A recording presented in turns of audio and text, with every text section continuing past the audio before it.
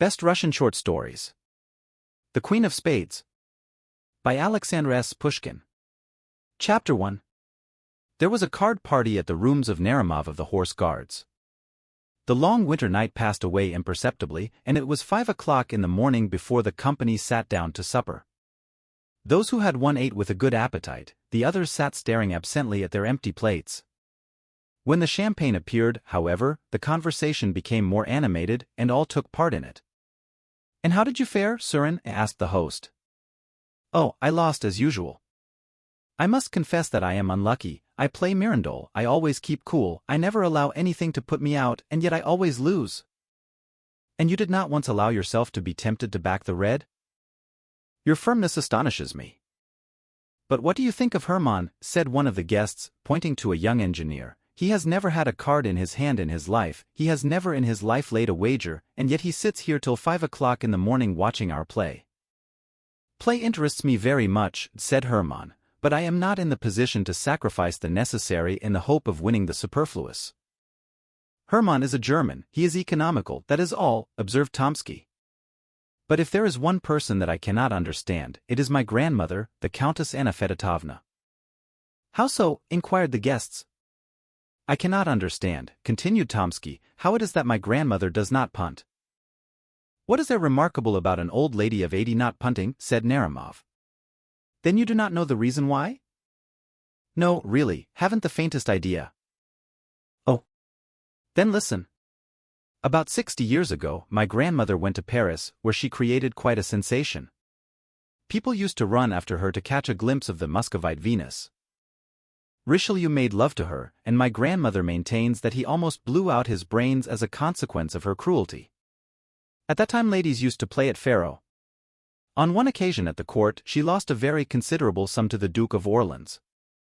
On returning home, my grandmother removed the patches from her face, took off her hoops, informed my grandfather of her loss at the gaming table, and ordered him to pay the money.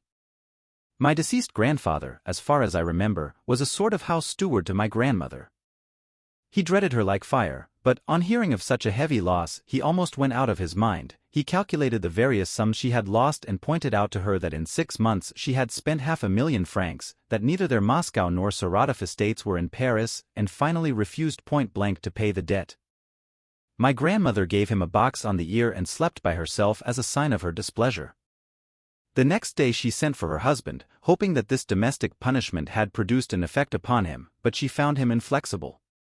For the first time in her life, she entered into reasonings and explanations with him, thinking to be able to convince him by pointing out to him that there are debts and debts, and that there is a great difference between a prince and a coachmaker.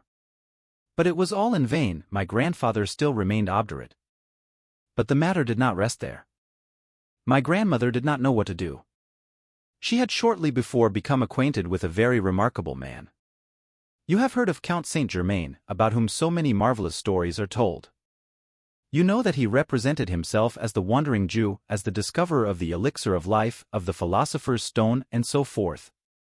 Some laughed at him as a charlatan, but Casanova, in his memoirs, says that he was a spy.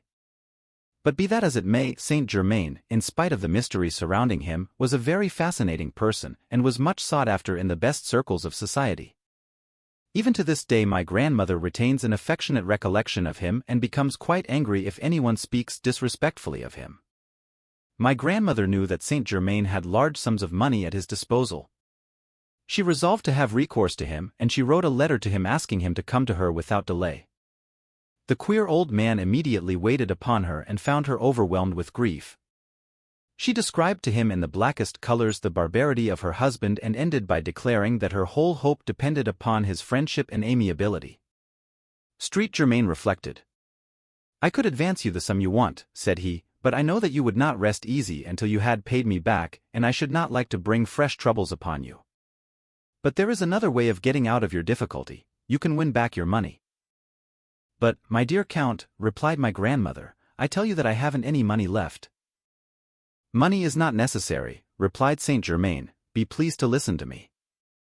Then he revealed to her a secret for which each of us would give a good deal. The young officers listened with increased attention. Tomsky lit his pipe, puffed away for a moment, and then continued.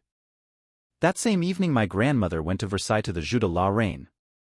The Duke of Orleans kept the bank. My grandmother excused herself in an offhand manner for not having yet paid her debt, by inventing some little story, and then began to play against him.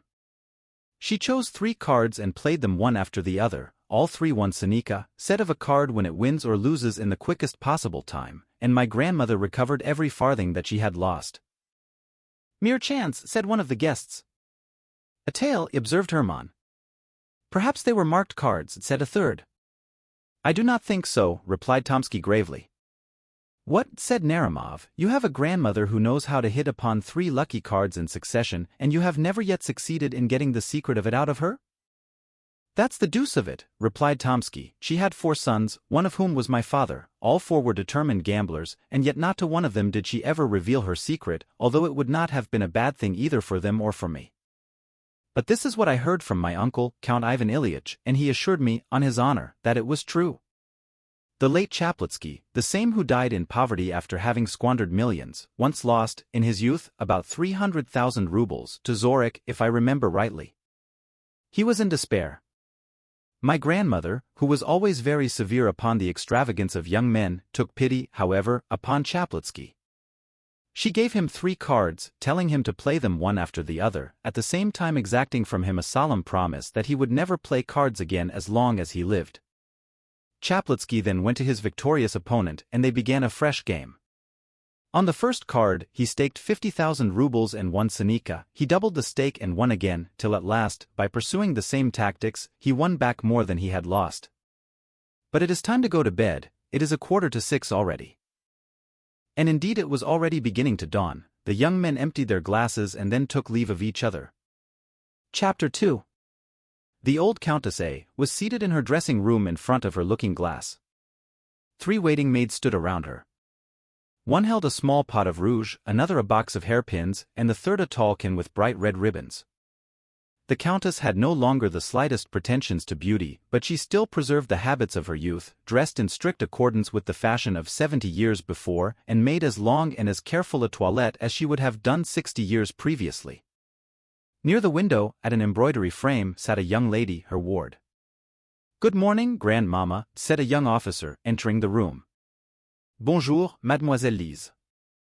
"Grandmamma, I want to ask you something." "What is it, Paul?" "I want you to let me introduce one of my friends to you, and to allow me to bring him to the ball on Friday." "Bring him directly to the ball and introduce him to me there." "Were you at B.S. yesterday?" "Yes, everything went off very pleasantly, and dancing was kept up until 5 o'clock. How charming Yelitskaya was." "But, my dear, what is there charming about her?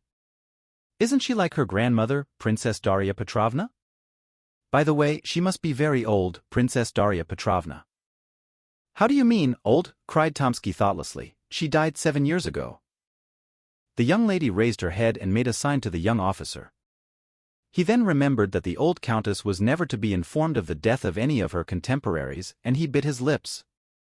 But the old countess heard the news with the greatest indifference. "Dead," said she, "and I did not know it. We were appointed maids of honor at the same time, and when we were presented to the Empress." And the countess for the 100th time related to her grandson one of her anecdotes. "Come, Paul," said she when she had finished her story, "help me to get up. Lizanka, where is my snuff-box?" And the countess with her 3 maids went behind a screen to finish her toilette. Tomsky was left alone with the young lady. "Who is the gentleman you wish to introduce to the countess?" asked Lizaveta Ivanovna in a whisper. "Naramov." "Do you know him?" "No." "Is he a soldier or a civilian?" "A soldier." "Is he in the engineers?" "No, in the cavalry." "What made you think that he was in the engineers?" The young lady smiled but made no reply. "Paul," cried the countess from behind the screen, "send me some new novel, only pray don't let it be one of the present-day style." "What do you mean, grandmother?" "That is a novel, in which the hero strangles neither his father nor his mother, and in which there are no drowned bodies. I have a great horror of drowned persons. There are no such novels nowadays. Would you like a Russian one?" "Are there any Russian novels?" "Send me one, my dear, pray to send me one." "Goodbye, grandmother, I am in a hurry." "Goodbye, Lizaveta Ivanovna." "What made you think that Naramov was in the engineers?" and Tomsky left the boudoir. Lizaveta Ivanovna was left alone. She laid aside her work and began to look out of the window. A few moments afterward, at a corner house on the other side of the street, a young officer appeared. A deep blush covered her cheeks. She took up her work again and bent her head down over the frame. At the same moment, the countess returned completely dressed. "Order the carriage, Lizaveta," said she. "We will go out for a drive." Lizaveta arose from the frame and began to arrange her work. "What is the matter with you, my child? Are you deaf?" cried the countess. "Order the carriage to be got ready at once." "I will do so this moment," replied the young lady, hastening into the anteroom. A servant entered and gave the countess some books from Prince Paul Alexandrovitch. "Tell him that I am much obliged to him," said the countess. "Lizaveta! Lizaveta! Where are you running to?" "I am going to dress." "There is plenty of time, my dear. Sit down here. Open the first volume and read to me aloud." Her companion took the book and read a few lines. "Louder," said the countess. "What is the matter with you, my child? Have you lost your voice? Wait, give me that footstool, a little nearer, that will do." Lizaveta read 2 more pages. The countess yawned. "Put the book down," said she. "What a lot of nonsense. Send it back to Prince Paul with my thanks." "But where is the carriage?" "The carriage is ready," said Lizaveta, looking out into the street. "How is it that you are not dressed?" said the countess. "I must always wait for you." "It is intolerable, my dear." Liza hastened to her room. She had not been there 2 minutes before the countess began to ring with all her might. The 3 waiting maids came running in at one door and the valet at another. "How is it that you cannot hear me when I ring for you?" said the countess. "Tell Lizaveta Ivanovna that I am waiting for her." Lizaveta returned with her hat and cloak on. "At last you are here," said the countess. "But why such an elaborate toilette? Whom do you intend to captivate? What sort of weather is it? It seems rather windy." "No, your ladyship, it is very calm," replied the valet. "You never think of what you are talking about. Open the window." "So it is windy and bitterly cold. Unharness the horses. Lizaveta, we won't go out. There was no need for you to deck yourself like that." "What a life is mine," thought Lizaveta Ivanovna. And, in truth, Lizaveta Ivanovna was a very unfortunate creature. The bread of the stranger is bitter, says Dante, and his staircase hard to climb. But who can know what the bitterness of dependence is so well as the poor companion of an old lady of quality? The Countess A. had by no means a bad heart, but she was capricious, like a woman who had been spoilt by the world, as well as being avaricious and egotistical, like all old people who have seen their best days, and whose thoughts are with the past and not the present. She participated in all the vanities of the great world, and went to balls, where she sat in a corner, painted and dressed in old-fashioned style, like a deformed but indispensable ornament of the ballroom. All the guests on entering approached her and made a profound bow, as if in accordance with a set ceremony, but after that nobody took any further notice of her. She received the whole town at her house, and observed the strictest etiquette, although she could no longer recognize the faces of people. Her numerous domestics, growing fat and old in her antechamber and servants' hall, did just as they liked, and vied with each other in robbing the aged countess in the most barefaced manner. Lizaveta Ivanovna was the martyr of the household. She made tea, and was reproached for using too much sugar. She read novels aloud to the countess, and the faults of the author were visited upon her head. She accompanied the countess in her walks, and was held answerable for the weather or the state of the pavement. A salary was attached to the post, but she very rarely received it, although she was expected to dress like everybody else, that is to say, like very few indeed. In society, she played the most pitiable role. Everybody knew her, and nobody paid her any attention. At balls, she danced only when a partner was wanted, and ladies would only take hold of her arm when it was necessary to lead her out of the room to attend to their dresses. She was very self-conscious and felt her position keenly, and she looked about her with impatience for a deliverer to come to her rescue, but the young men, calculating in their giddiness, honored her with but very little attention, although Lizaveta Ivanovna was 100 times prettier than the barefaced and cold-hearted marriageable girls around whom they hovered. Many a time did she quietly slink away from the glittering but wearisome drawing-room, to go and cry in her own poor little room, in which stood a screen, a chest of drawers, a looking-glass and a painted bedstead, and where a tallow candle burnt feebly in a copper candlestick. One morning, this was about 2 days after the evening party described at the beginning of this story, and a week previous to the scene at which we have just assisted, Lizaveta Ivanovna was seated near the window at her embroidery frame when, happening to look out into the street, she caught sight of a young engineer officer, standing motionless with his eyes fixed upon her window. She lowered her head and went on again with her work. About 5 minutes afterward she looked out again. The young officer was still standing in the same place. Not being in the habit of coquetting with passing officers, she did not continue to gaze out into the street, but went on sewing for a couple of hours, without raising her head. Dinner was announced. She rose up and began to put her embroidery away, but glancing casually out of the window, she perceived the officer again. This seemed to her very strange. After dinner, she went to the window with a certain feeling of uneasiness, but the officer was no longer there, and she thought no more about him. A couple of days afterward, just as she was stepping into the carriage with the Countess, she saw him again. He was standing close behind the door, with his face half concealed by his fur collar, but his dark eyes sparkled beneath his cap. Lizaveta felt alarmed, though she knew not why, and she trembled as she seated herself in the carriage. On returning home, she hastened to the window. The officer was standing in his accustomed place, with his eyes fixed upon her. She drew back, prey to curiosity and agitated by a feeling that was quite new to her. From that time forward not a day passed without the young officer making his appearance under the window at the customary hour, and between him and her there was established a sort of mute acquaintance. Sitting in her place at work, she used to feel his approach, and raising her head, she would look at him longer and longer each day. The young man seemed to be very grateful to her. She saw with the sharp eye of youth how a sudden flush covered his pale cheeks each time that their glances met. After about a week she commenced to smile at him. When Tomsky asked permission of his grandmother the Countess to present one of his friends to her, the young girl's heart beat violently. But hearing that Naramov was not an engineer, she regretted that by her thoughtless question she had betrayed her secret to the volatile Tomsky. Hermann was the son of a German who had become a naturalized Russian and from whom he had inherited a small capital. Being firmly convinced of the necessity of preserving his independence, Hermann did not touch his private income, but lived on his pay without allowing himself the slightest luxury. Moreover, he was reserved and ambitious, and his companions rarely had an opportunity to make merry at the expense of his extreme parsimony. He had strong passions and an ardent imagination, but his firmness of disposition preserved him from the ordinary errors of young men. Hermann reached the Countess's bedroom. Before a shrine which was full of old images, a golden lamp was burning. Faded stuffed chairs and divans with soft cushions stood in melancholy symmetry around the room, the walls of which were hung with China silk. On one side of the room hung 2 portraits painted in Paris by Madame Lebrun.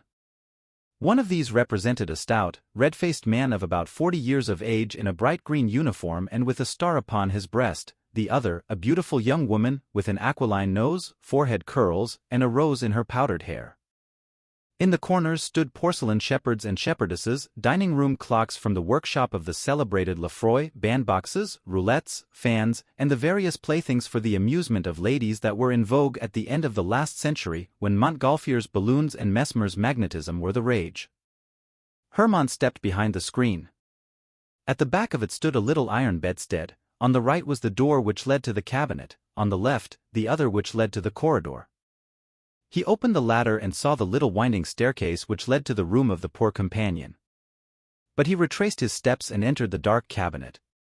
The time passed slowly. All was still. The clock in the drawing-room struck 12, the strokes echoed through the room one after the other, and everything was quiet again. Hermann stood leaning against the cold stove.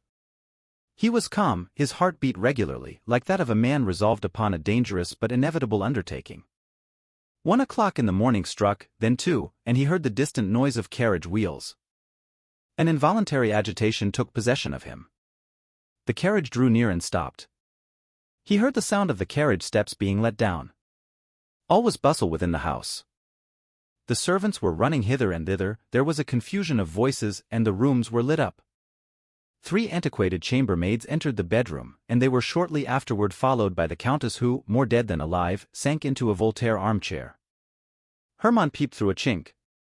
Lizaveta Ivanovna passed close by him, and he heard her hurried steps as she hastened up the little spiral staircase.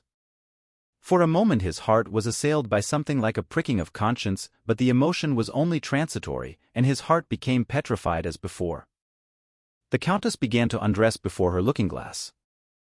Her rose-bedecked cap was taken off, and then her powdered wig was removed from her white and closely cut hair. Hairpins fell in showers around her.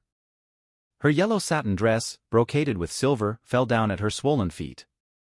Hermann was a witness of the repugnant mysteries of her toilette. At last, the Countess was in her nightcap and dressing gown, and in this costume, more suitable to her age, she appeared less hideous and deformed. Like all old people in general, the Countess suffered from sleeplessness. Having undressed, she seated herself at the window in a Voltaire armchair and dismissed her maids. The candles were taken away, and once more the room was left with only one lamp burning in it. The Countess sat there looking quite yellow, mumbling with her flaccid lips and swaying to and fro. Her dull eyes expressed complete vacancy of mind, and, looking at her, one would have thought that the rocking of her body was not a voluntary action of her own, but was produced by the action of some concealed galvanic mechanism. Suddenly the death-like face assumed an inexplicable expression. The lips ceased to tremble, the eyes became animated. Before the Countess stood an unknown man. "Do not be alarmed, for heaven's sake, do not be alarmed," said he in a low but distinct voice. "I have no intention of doing you any harm, I have only come to ask a favor of you." The old woman looked at him in silence, as if she had not heard what he had said. Hermann thought that she was deaf, and bending down towards her ear, he repeated what he had said. The aged Countess remained silent as before. "You can ensure the happiness of my life," continued Hermann, "and it will cost you nothing. I know that you can name 3 cards in order." Hermann stopped. The Countess appeared now to understand what he wanted. She seemed as if seeking words to reply. "It was a joke," she replied at last. "I assure you it was only a joke." "There is no joking about the matter," replied Hermann angrily. "Remember Chaplitsky, whom you helped to win." The Countess became visibly uneasy. Her features expressed strong emotion, but they quickly resumed their former immobility.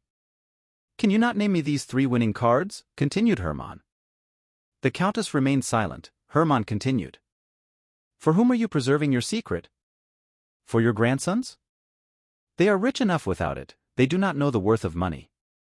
Your cards would be of no use to a spendthrift. He who cannot preserve his paternal inheritance will die in want, even though he had a demon at his service. I am not a man of that sort, I know the value of money. Your 3 cards will not be thrown away upon me." "Come?" He paused and tremblingly awaited her reply. The Countess remained silent. Hermann fell upon his knees. "If your heart has ever known the feeling of love," said he, "if you remember its rapture, if you have ever smiled at the cry of your newborn child, if any human feeling has ever entered into your breast, I entreat you by the feelings of a wife, a lover, a mother, by all that is most sacred in life, not to reject my prayer. Reveal to me your secret." "Of what use is it to you?" "Maybe it is connected with some terrible sin, with the loss of eternal salvation, with some bargain with the devil. Reflect, you are old, you have not long to live, I am ready to take your sins upon my soul. Only reveal to me your secret. Remember that the happiness of a man is in your hands, that not only I, but my children and grandchildren will bless your memory and reverence you as a saint." The old Countess answered not a word. Hermann rose to his feet. "You old hag," he exclaimed, grinding his teeth, "then I will make you answer." With these words he drew a pistol from his pocket. At the sight of the pistol, the Countess for the second time exhibited strong emotion. She shook her head and raised her hands as if to protect herself from the shot, then she fell backward and remained motionless. "Come, an end to this childish nonsense," said Hermann, taking hold of her hand. "I ask you for the last time, will you tell me the names of your 3 cards, or will you not?" The Countess made no reply. Hermann perceived that she was dead. Chapter 4. Lizaveta Ivanovna was sitting in her room, still in her ball dress, lost in deep thought.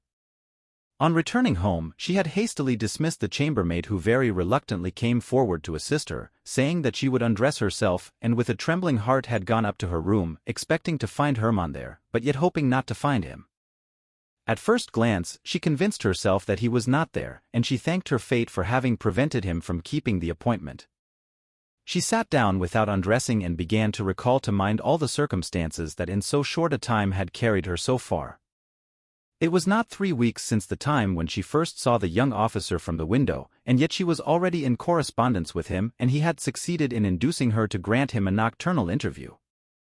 She knew his name only through his having written it at the bottom of some of his letters. She had never spoken to him, had never heard his voice, and had never heard him spoken of until that evening. But, strange to say, that very evening at the ball, Tomsky, being piqued with the young Princess Pauline N., who, contrary to her usual custom, did not flirt with him, wished to revenge himself by assuming an air of indifference. He therefore engaged Lizaveta Ivanovna and danced an endless mazurka with her. During the whole of the time he kept teasing her about her partiality for engineer officers. He assured her that he knew far more than she imagined, and some of his jests were so happily aimed that Lizaveta thought several times that her secret was known to him. "From whom have you learned all this?" she asked, smiling. "From a friend of a person very well known to you," replied Tomsky, "from a very distinguished man." "And who is this distinguished man?" "His name is Hermann." Lizaveta made no reply, but her hands and feet lost all sense of feeling. "This Hermann," continued Tomsky, "is a man of romantic personality. He has the profile of a Napoleon and the soul of a Mephistopheles. I believe that he has at least 3 crimes upon his conscience." "How pale you have become!" "I have a headache." "But what did this Hermann, or whatever his name is, tell you?" "Hermann is very much dissatisfied with his friend. He says that in his place he would act very differently. I even think that Hermann himself has designs upon you. At least, he listens very attentively to all that his friend has to say about you." "And where has he seen me?" "In church, perhaps, or on the parade, God alone knows where. It may have been in your room, while you were asleep, for there is nothing that he—" 3 ladies approaching him with the question, "Oublie, you regret?" interrupted the conversation, which had become so tantalizingly interesting to Lizaveta. The lady chosen by Tomsky was Princess Pauline herself. She succeeded in effecting a reconciliation with him during the numerous turns of the dance, after which he conducted her to her chair. On returning to his place, Tomsky thought no more either of Hermann or Lizaveta. She longed to renew the interrupted conversation, but the mazurka came to an end, and shortly afterward the old countess took her departure. Tomsky's words were nothing more than the customary small talk of the dance, but they sank deep into the soul of the young dreamer. The portrait, sketched by Tomsky, coincided with the picture she had formed within her own mind, and thanks to the latest romances, the ordinary countenance of her admirer became invested with attributes capable of alarming her and fascinating her imagination at the same time. She was now sitting with her bare arms crossed and with her head, still adorned with flowers, sunk upon her uncovered bosom. Suddenly the door opened and Hermann entered. She shuddered. "Where were you?" she asked in a terrified whisper.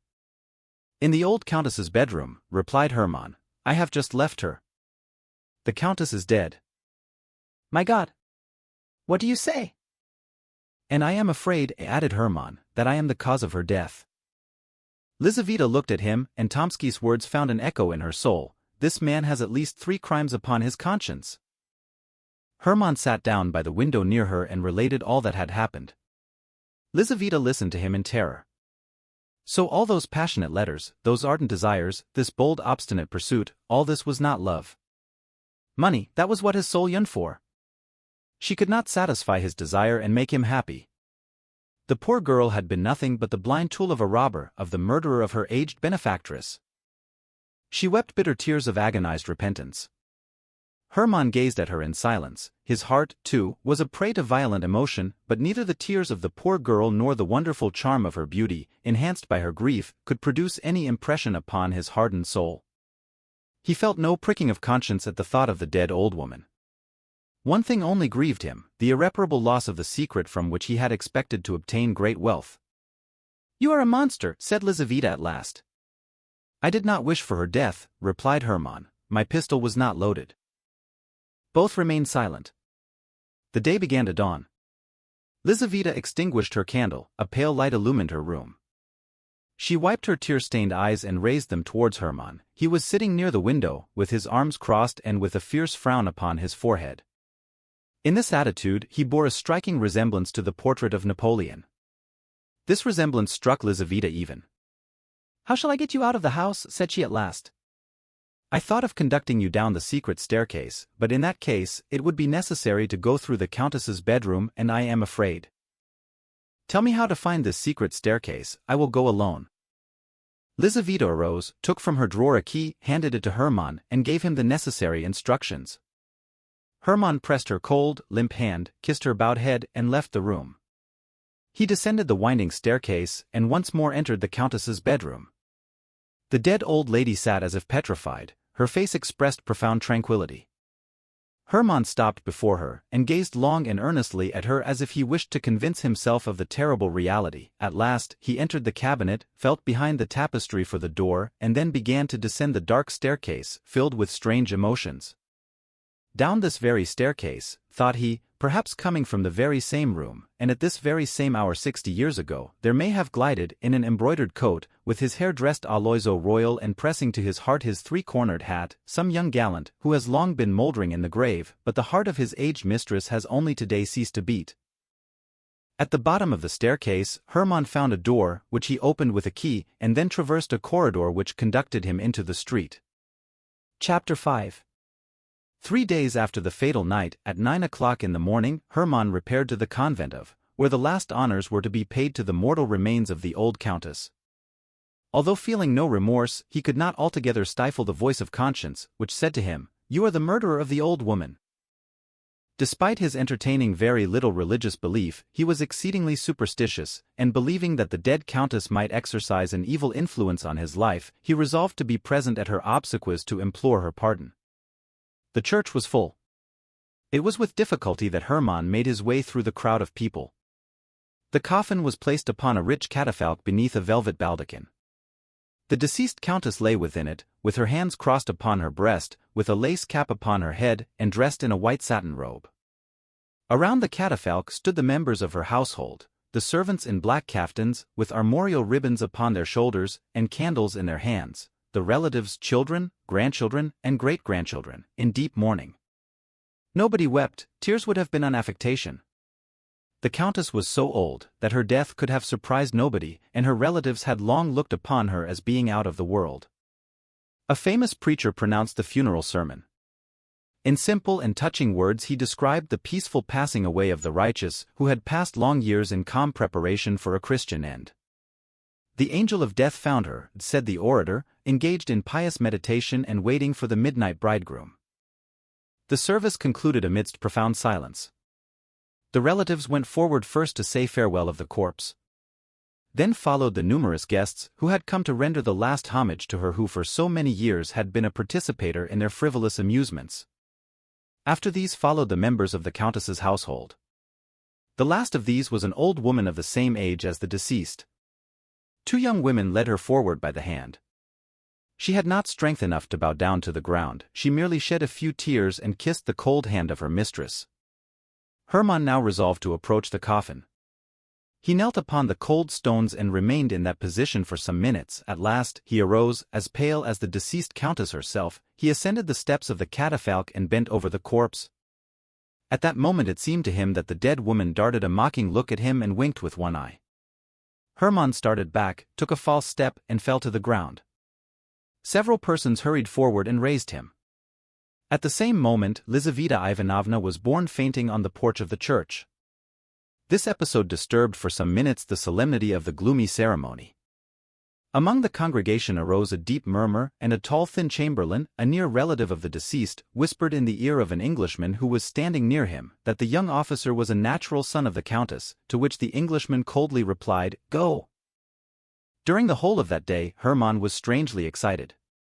Repairing to an out-of-the-way restaurant to dine, he drank a great deal of wine, contrary to his custom, in the hope of deadening his inward agitation.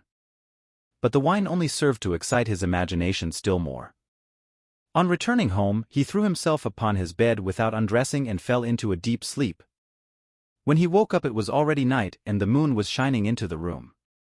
He looked at his watch, it was 2:45. Sleep had left him, he sat down on his bed and thought of the funeral of the old countess. At that moment somebody in the street looked in at his window and immediately passed on again. Hermann paid no attention to this incident. A few moments afterward he heard the door of his anteroom open.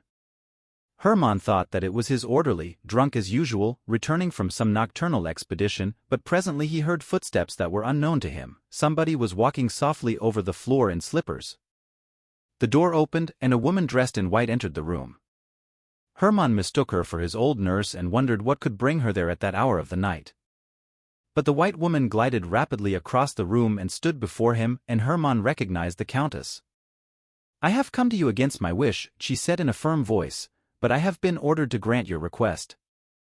3-7 ace will win for you if played in succession, but only on these conditions: that you do not play more than one card in 24 hours, and that you never play again during the rest of your life. I forgive you my death, on condition that you marry my companion, Lizaveta Ivanovna." With these words, she turned round very quietly, walked with a shuffling gait towards the door, and disappeared. Hermann heard the street door open and shut, and again he saw someone look in at him through the window. For a long time, Hermann could not recover himself. He then rose and entered the next room. His orderly was lying asleep upon the floor, and he had much difficulty in waking him. The orderly was drunk as usual, and no information could be obtained from him. The street door was locked. Hermann returned to his room, lit his candle, and wrote down all the details of his vision. Chapter 6. Two fixed ideas can no more exist together in the moral world than two bodies can occupy the same place in the physical world. 3-7 ace soon drove out of Hermann's mind the thought of the dead countess. 3-7 ace were perpetually running through his head and continually being repeated by his lips. If he saw a young girl, he would say, "How slender she is!" Quite like the 3 of hearts. If anybody asked, "What is the time?" he would reply, 5 minutes to 7. Every stout man that he saw reminded him of the ace. 3-7 ace haunted him in his sleep and assumed all possible shapes. The 3s bloomed before him in the forms of magnificent flowers, the 7s were represented by Gothic portals, and the aces became transformed into gigantic spiders. One thought alone occupied his whole mind: to make a profitable use of the secret which he had purchased so dearly. He thought of applying for a furlough to travel abroad. He wanted to go to Paris and tempt fortune in some of the public gambling houses that abounded there. Chance spared him all this trouble. There was in Moscow a society of rich gamesters, presided over by the celebrated Chekalinsky, who had spent all his life at the card table and had amassed millions, accepting bills in exchange for his winnings and paying his losses in ready money. His long experience secured for him the confidence of his companions, and his open house, his famous cook, and his agreeable and fascinating manners gained him the respect of the public. He came to St. Petersburg. The young men of the capital flocked to his rooms, forgetting balls for cards, and preferring the emotions of faro to the seductions of flirting. Naramov conducted Hermann to Chekalinsky's residence. They passed through a suite of magnificent rooms, filled with attentive domestics. The place was crowded. Generals and privy councillors were playing at whist, young men were lolling carelessly upon the velvet-covered sofas, eating ice and smoking pipes. In the drawing-room, at the head of a long table, around which were assembled about a score of players, sat the master of the house keeping the bank. He was a man of about 60 years of age, of a very dignified appearance. His head was covered with silvery white hair, his full, florid countenance expressed good nature, and his eyes twinkled with a perpetual smile. Naramov introduced Hermann to him. Chekalinsky shook him by the hand in a friendly manner, requested him not to stand on ceremony, and then went on dealing. The game occupied some time. On the table lay more than 30 cards. Chekalinsky paused after each throw, to give the players time to arrange their cards and note down their losses, listened politely to their requests, and more politely still, put straight the corners of cards that some player's hand had chanced to bend. At last, the game was finished. Chekalinsky shuffled the cards and prepared to deal again. "Will you allow me to take a card?" said Hermann, stretching out his hand from behind a stout gentleman who was punting. Chekalinsky smiled and bowed silently, as a sign of acquiescence. Naramov laughingly congratulated Hermann on his abjuration of that abstention from cards which he had practiced for so long a period and wished him a lucky beginning. "Stake," said Hermann, writing some figures with chalk on the back of his card. "How much?" asked the banker, contracting the muscles of his eyes. "Excuse me, I cannot see quite clearly." 47,000 rubles, replied Hermann. At these words, every head in the room turned suddenly round, and all eyes were fixed upon Hermann. "He has taken leave of his senses," thought Naramov. "Allow me to inform you," said Chekalinsky, with his eternal smile, "that you are playing very high, nobody here has ever staked more than 275 rubles at once. Very well, replied Hermann. But do you accept my card or not? Chekalinsky bowed in token of consent. I only wish to observe, said he, that although I have the greatest confidence in my friends, I can only play against ready money. For my own part, I am quite convinced that your word is sufficient, but for the sake of the order of the game and to facilitate the reckoning up, I must ask you to put the money on your card. Hermann drew from his pocket a banknote and handed it to Chekalinsky, who, after examining it in a cursory manner, placed it on Hermann's card. He began a deal. On the right a 9 turned up, and on the left a 3. I have won, said Hermann, showing his card. A murmur of astonishment arose among the players. Chekalinsky frowned, but the smile quickly returned to his face. Do you wish me to settle with you? He said to Hermann. If you please, replied the latter. Chekalinsky drew from his pocket several banknotes and paid at once. Hermann took up his money and left the table. Naramov could not recover from his astonishment. Hermann drank a glass of lemonade and returned home. The next evening he again repaired to Chekalinsky's. The host was dealing. Hermann walked up to the table. The punters immediately made room for him. Chekalinsky greeted him with a gracious bow. Hermann waited for the next deal, took a card, and placed upon it his 47,000 rubles, together with his winnings of the previous evening. Chekalinsky began to deal. A knave turned up on the right, a 7 on the left. Hermann showed his 7. There was a general exclamation. Chekalinsky was ill at ease, but he counted out the 94,000 rubles and handed them over to Hermann, who pocketed them in the coolest manner possible and immediately left the house. The next evening Hermann appeared again at the table. Everyone was expecting him. The generals and privy councillors left their whistles in order to watch such extraordinary play. The young officers quit their sofas, and even the servants crowded into the room. All pressed around Hermann. The other players left off punting, impatient to see how it would end. Hermann stood at the table and prepared to play alone against the pale but still smiling Chekalinsky. Each opened a pack of cards. Chekalinsky shuffled. Hermann took a card and covered it with a pile of banknotes. It was like a duel. Deep silence reigned around. Chekalinsky began to deal, his hands trembled. On the right a queen turned up and on the left an ace. Ace has won, cried Hermann, showing his card. Your queen has lost, said Chekalinsky politely. Hermann started. Instead of an ace, there lay before him the queen of spades. He could not believe his eyes, nor could he understand how he had made such a mistake. At that moment it seemed to him that the queen of spades smiled ironically and winked her eye at him.